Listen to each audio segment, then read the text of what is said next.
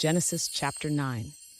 And God blessed Noah and his sons, and said unto them, Be fruitful and multiply, and replenish the earth. And the fear of you and the dread of you shall be upon every beast of the earth, and upon every fowl of the air, upon all that moveth upon the earth, and upon all the fishes of the sea. Into your hand are they delivered. Every moving thing that liveth shall be meat for you. Even as the green herb have I given you all things, but flesh with the life thereof, which is the blood thereof, shall ye not eat. And surely your blood of your lives will I require. At the hand of every beast will I require it, and at the hand of man, at the hand of every man's brother will I require the life of man. Whoso sheddeth man's blood, by man shall his blood be shed, for in the image of God made he man. And you, be ye fruitful and multiply. Bring forth abundantly in the earth, and multiply therein. And God spake unto Noah, and to his sons with him, saying, And I, behold, I establish my covenant with you, and with your seed after you, and with every living creature that is with you, of the fowl, of the cattle, and of every beast of the earth with you, from all that go out of the ark, to every beast of the earth. And I will establish my covenant with you. Neither shall all flesh be cut off any more by the waters of a flood, neither shall there any more be a flood to destroy the earth. And God said, This is the token of the covenant which I make between me and you and every living creature that is with you for perpetual generations. I do set my bow in the cloud, and it shall be for a token of a covenant between me and the earth. And it shall come to pass, when I bring a cloud over the earth, that the bow shall be seen in the cloud. And I will remember my covenant which is between me and you, and every living creature of all flesh. And the waters shall no more become a flood to destroy all flesh. And the bow shall be in the cloud, and I will look upon it, that I may remember the everlasting covenant between God and every living creature of all flesh that is upon the earth. And God said unto Noah, This is the token of the covenant which I have established between me and all flesh that is upon the earth. And the sons of Noah that went forth of the ark were Shem, and Ham, and Japheth, and Ham is the father of Canaan. These are the three sons of Noah, and of them was the whole earth overspread. And Noah began to be an husbandman, and he planted a vineyard, and he drank of the wine, and was drunken, and he was uncovered within his tent. And Ham, the father of Canaan, saw the nakedness of his father, and told his two brethren without. And Shem and Japheth took a garment, and laid it upon both their shoulders, and went backward, and covered the nakedness of their father. And their faces were backward, and they saw not their father's nakedness. And Noah awoke from his wine, and knew what his younger son had done unto him. And he said, Cursed be Canaan, a servant of servants shall he be unto his brethren. And he said, Blessed be the Lord God of Shem, and Canaan shall be his servant. God shall enlarge Japheth, and he shall dwell in the tents of Shem, and Canaan shall be his servant. And Noah lived after the flood 350 years. And all the days of Noah were 950 years, and he died. Genesis chapter 10. Now these are the generations of the sons of Noah, Shem, Ham, and Japheth. And unto them were sons born after the flood. The sons of Japheth, Gomer, and Magog, and Madai, and Javan, and Tubal, and Meshech, and Tiras. And the sons of Gomer, Ashkenaz, and Riphath, and Togarmah. And the sons of Javan, Elisha, and Tarshish, Kittim, and Dodanim. By these were the isles of the Gentiles divided in their lands, every one after his tongue, after their families, in their nations. And the sons of Ham, Cush, and Mizraim, and Phut, and Canaan. And the sons of Cush, Seba, and Havilah, and Sabta, and Ramah, and Sabtecha. And the sons of Ramah, Sheba, and Dedan. And Cush begat Nimrod. He began to be a mighty one in the earth. He was a mighty hunter before the Lord. Wherefore it is said, even as Nimrod the mighty hunter before the Lord. And the beginning of his kingdom was Babel, and Erech, and Akkad, and Calneh, in the land of Shinar. Out of that land went forth Ashur, and builded Nineveh, and the city Rehoboth, and Calah, and Rezin between Nineveh and Calah, the same is a great city.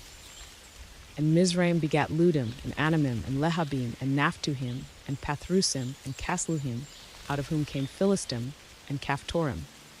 And Canaan begat Sidon his firstborn, and Heth, and the Jebusite, and the Amorite, and the Girgasite, and the Hevite, and the Archite, and the Sinite, and the Arvadite, and the Zemarite, and the Hamathite.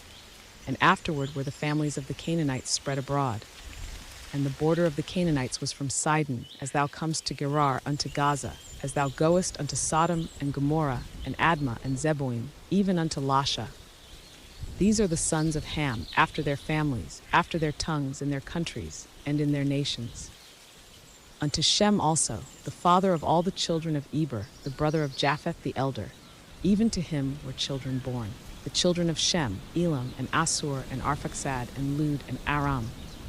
And the children of Aram, Uz, and Hul, and Gether, and Mash. And Arphaxad begat Salah, and Salah begat Eber. And unto Eber were born 2 sons. The name of one was Peleg, for in his days was the earth divided, and his brother's name was Joktan. And Joktan begat Almodad, and Sheleph, and Hazarmaveth, and Jerah, and Hadoram, and Uzal, and Diklah, and Obal, and Abimael, and Sheba, and Ophir, and Havilah, and Jobab. All these were the sons of Joktan. And their dwelling was from Mesha, as thou goest unto Sephar, a mount of the east. These are the sons of Shem, after their families, after their tongues, in their lands, after their nations. These are the families of the sons of Noah, after their generations, in their nations. And by these were the nations divided in the earth after the flood. Genesis chapter 11. And the whole earth was of one language, and of one speech. And it came to pass, as they journeyed from the east, that they found a plain in the land of Shinar, and they dwelt there. And they said one to another, Go to, let us make brick and burn them thoroughly. And they had brick for stone, and slime had they for mortar. And they said, Go to, let us build us a city and a tower, whose top may reach unto heaven. And let us make us a name, lest we be scattered abroad upon the face of the whole earth. And the Lord came down to see the city and the tower, which the children of men builded. And the Lord said, Behold, the people is one, and they have all one language, and this they begin to do. And now nothing will be restrained from them, which they have imagined to do. Go to, let us go down, and there confound their language, that they may not understand one another's speech. So the Lord scattered them abroad from thence upon the face of all the earth, and they left off to build the city. Therefore is the name of it called Babel, because the Lord did there confound the language of all the earth, and from thence did the Lord scatter them abroad upon the face of all the earth. These are the generations of Shem. Shem was 100 years old, and begat Arphaxad 2 years after the flood. And Shem lived after he begat Arphaxad 500 years, and begat sons and daughters. And Arphaxad lived 35 years, and begat Salah. And Arphaxad lived after he begat Salah 403 years, and begat sons and daughters. And Salah lived 30 years, and begat Eber.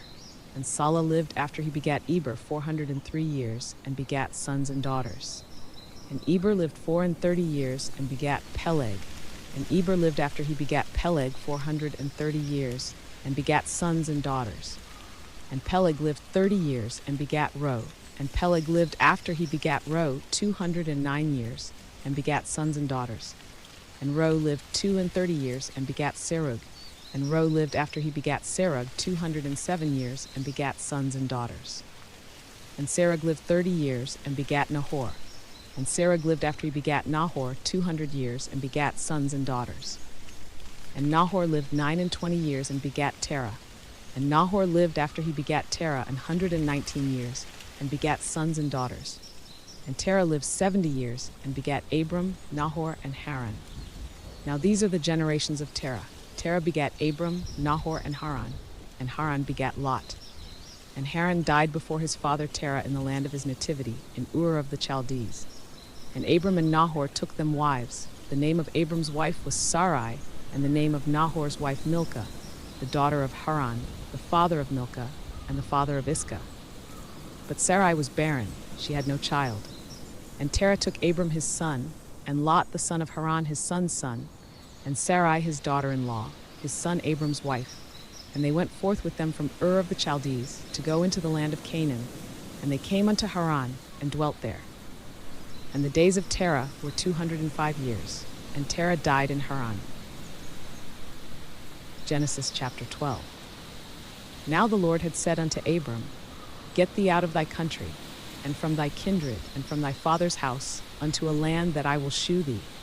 And I will make of thee a great nation, and I will bless thee, and make thy name great, and thou shalt be a blessing. And I will bless them that bless thee, and curse him that curseth thee. And in thee shall all families of the earth be blessed. So Abram departed, as the Lord had spoken unto him, and Lot went with him. And Abram was 75 years old when he departed out of Haran. And Abram took Sarai his wife, and Lot his brother's son, and all their substance that they had gathered, and the souls that they had gotten in Haran. And they went forth to go into the land of Canaan, and into the land of Canaan they came. And Abram passed through the land unto the place of Sichem, unto the plain of Moreh. And the Canaanite was then in the land. And the Lord appeared unto Abram, and said, Unto thy seed will I give this land. And there builded he an altar unto the Lord, who appeared unto him. And he removed from thence unto a mountain on the east of Bethel, and pitched his tent, having Bethel on the west, and Hai on the east. And there he builded an altar unto the Lord, and called upon the name of the Lord. And Abram journeyed, going on still toward the south. And there was a famine in the land, and Abram went down into Egypt to sojourn there, for the famine was grievous in the land. And it came to pass, when he was come near to enter into Egypt, that he said unto Sarai his wife, Behold now, I know that thou art a fair woman to look upon. Therefore it come to pass, when the Egyptians shall see thee, that they shall say, This is his wife, and they will kill me, but they will save thee alive. Say, I pray thee, thou art my sister, that it may be well with me for thy sake, and my soul shall live because of thee. And it came to pass, that when Abram was come into Egypt, the Egyptians beheld the woman that she was very fair.